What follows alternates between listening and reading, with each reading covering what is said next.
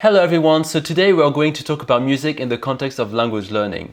I'm actually surprised I didn't talk about music on my channel so far because I'm actually a big fan of music and in fact one of my hobbies is singing. But for some reason I didn't, so I'm hoping that today I can make up for that. In this video I will be making about 7 points on how music can be actually very beneficial for you in terms of language learning. The first point is that if you're not really big on reading, or maybe you have dyslexia like some of my students, then it's a great way to avoid reading because reading and writing is almost everywhere. But if you use music, then it's a nice way to counter this. And if you enjoy singing like me, then it's a nice way to practice pronunciation. And also, while you're listening to music, you can also practice your listening skills. And in fact, it's even better if you're good at learning lyrics. Number 2, music, generally speaking, is enjoyable and is quite helpful to make you feel relaxed. And feeling relaxed is actually quite important. There's a linguist called Krashen, who in 1992 coined the phrase affective filter hypothesis. And this concept is basically saying that when you relax or in a more chilled or nice positive atmosphere, then your learning experience is all the better. And music can also be very motivating because it's something you can do with your friends, maybe if you go to karaoke. Or maybe, just like me, you go to karaoke to make fun of people. Number 3, music is a nice way to be exposed to the culture of the language you're learning, the target language, or TL. And also, it's a nice way to learn slang, because when you're learning a language, especially at the beginning, you usually, have the main phrases, the very formal language. It's not really natural even sometimes, it's always quite formal. So having music is a nice way to, be aware of the slang and having a more real relationship with the language, if I may say.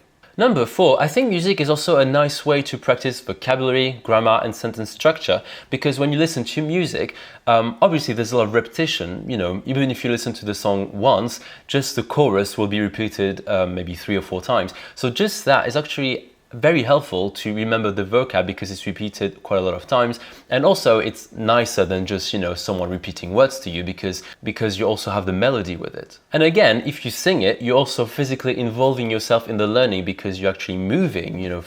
Singing is a movement and it's quite good for kinesthetic learners, so people that kind of learn better with movement or actually using their body. Number 5, and this one is actually very interesting, is that music has a great impact on memory. In 2000, Fonseca Mora actually found that the connection you have with music on an emotional level is actually something that has, a positive impact on memory because you get attached to the activity. And this emotional connection is believed to be the reason why we sometimes can learn words of songs so easily. Wallace in 1994 also concluded that sung texts as opposed to spoken texts are usually more easily remembered. And another good thing is that usually you don't actively learn songs. Most of the time, you just learn them sort of naturally without actually meaning to. And you can imagine how that can be quite powerful and useful for language learning. And number 6, I can bet that most of you have experienced this feeling when you get a song stuck in your head and you can't help but sing it on and on and on and on. Well, this is what linguist Salcedo called musical din. And this is very powerful because